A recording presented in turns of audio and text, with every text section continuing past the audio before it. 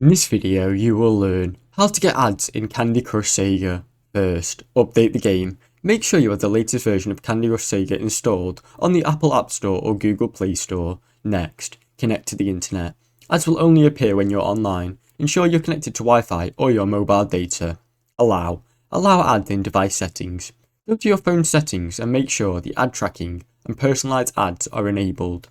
Ensure the game has permission to access the internet. Play regularly. The more you'll play, the more likely your game is to offer you ads. Ads will often appear after failing a level or when you claim a free booster. Avoid ad-free purchases. If you purchase anything that includes ad-free experience, ads may be disabled. Do not use ad blockers. Ad blockers or VPNs can interfere with ad delivery.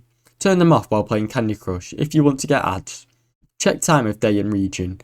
Ads may not be always available depending on your location or time of day. Try again later if you're not seeing any. Thanks for watching. Don't forget to like and subscribe.